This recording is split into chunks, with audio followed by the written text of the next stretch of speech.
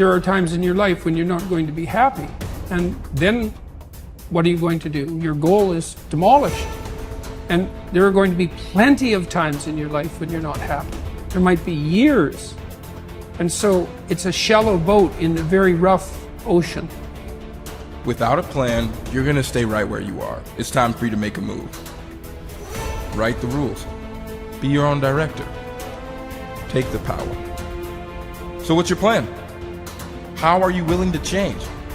What is it that you're going to do to make a difference? Make today different than it was yesterday? What actions are you willing to take? The least we can do is consider what we've done and individually, collectively do the best we can to try and turn this thing around. I blame no one. I look in the mirror. On the other side of it, what an opportunity we have, because tomorrow's the first day of the rest of our lives. So what an opportunity we have. For far too long, you've allowed the volume of your past misfortunes, your past setbacks, and your past failures to play way too loudly in your speaker of life. I need you to turn down your past failures and make room to turn up your future success. You have got to change the way you think. It is the whole determining factor of where you go in life. We are all where we are today because we thought ourselves to this position. If you don't like the position, think yourself out of it. You know what passion is? Passion is an emotion. It's an emotion without an action. Passion will get you nowhere. Inner drive will get you nowhere unless you act on it. You have to act on your passion. You have to act on your inner drive. Don't let those feelings stay inside of you. You got to know what to do with them. You got to know how to make them work in order to get what you want. Don't keep it inside. And so embrace the fact that you're going to have to sacrifice and suffer to some extent. Once you've embraced that it's going to happen, it's almost not that bad. Push yourself, get it done, make it happen. Stop looking for external motivation and start building that fire inside of you. Start adding more logs, more petrol to those flames every single day. And when that thing tells you to quit, you look at it in his eye and say, I ain't going nowhere. I will break you before you break me. You will not defeat me. You will not destroy me. You owe it to yourself to feel the pride of knowing you made your life. You didn't get lucky. You worked for it. You sacrificed. When it was hard, you pushed harder. We try so hard in our lives to fit in. We try to fit into certain groups, certain frats, certain sororities, among certain friends. Yet the people we idolize are the ones that stand out. But when you're prepared, there is no fear. There is no fear of failure, okay?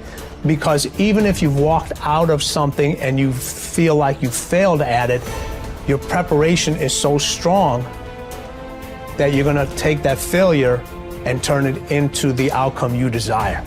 And most people stop at failure, okay? We've all failed at things. I'm gonna continue to fail at stuff, right? It's the most powerful tool you can use, but it all depends on how you use it. We talk about it in Relentless, okay? A scalpel, okay? In the hands of an individual, it can do unbelievable damage.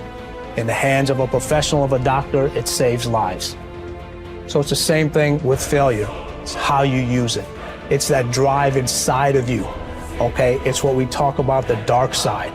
The dark side is filled with failure, but it's the fuel that burns you like something that's never burned inside you before. Fully mature people accept that their actions have consequences. A fully functioning adult knows that he or she can choose an action, but once the action is taken, both predictable and unpredictable consequences will follow. The true adult accepts that for every cause there will be an effect. For every action, there will be a reaction. You can choose the action before you act, but you cannot choose or control the consequence or reaction afterward. Intelligent adults are very careful about the thoughts they think and the actions that they take. They do not fool themselves or engage in self-delusion. They don't pretend that things might happen differently, nor do they trust to luck. inactions also have consequences.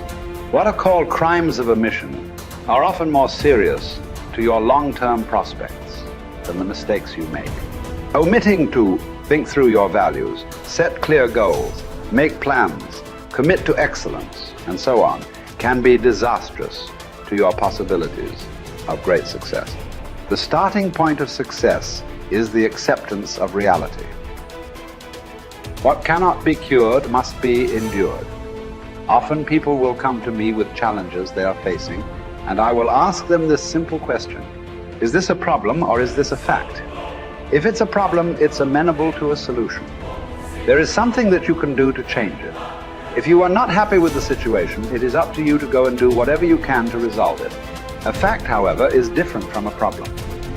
It is something that exists, like the weather, like rain or snow. There is nothing that you can do about it. You can solve problems, but the reality principle says that you have to learn to live with facts. Something unfortunate that has happened is a fact. A sale that did not go through, a business deal that collapsed, a relationship that didn't work out. All of these are facts. Many people waste an enormous amount of emotional energy struggling with facts when they would be much better off concentrating on doing better in the future. Your goal is to be happy, confident, and optimistic. The way that you achieve this is by making these positive responses so automatic that you remain predominantly happy, confident, and optimistic no matter what happens. You can achieve this result by taking specific, proven, practical steps that have been used by millions of people and which work with virtually unfailing certainty. The starting point is accepting complete responsibility for every aspect of your life. The law of sowing and reaping, whatever you sow or fail to sow, is going to determine what you reap in the end. The law of accumulation reminds us that everything counts. Every positive step you take is moving you toward building a great life for yourself. Every positive word or thought or image is deepening your belief and increasing your confidence in your ability to achieve wonderful things. Finally, remember the law of reversibility. If you act in a manner consistent with high performance and high self-confidence, those very actions will generate the feelings consistent with them. Every positive, constructive action that you take in the direction of your dreams and goals will reinforce your belief in yourself and in your ability to accomplish your ideals.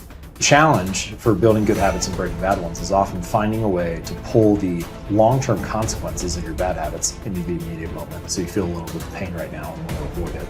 And the long-term rewards of your good habits into the immediate moment so that you have a reason to repeat it again in the future. Each behavior casts a vote for the type of person that you want to become.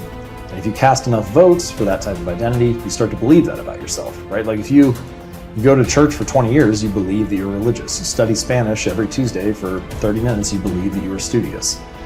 So in that way, your habits provide evidence of your desired identity. And I think that that is probably the ultimate reason that habits are so important. It's true, like habits can help you earn more money or be more productive or lose weight. And all that stuff is great. But in addition to the external results that habits provide, they also shape your sense of self. They are the engine or the avenue through which you learn to believe things about yourself. You have to have just one thing in mind: keeping on track, closing out all the noise and the clutter that gets in your way.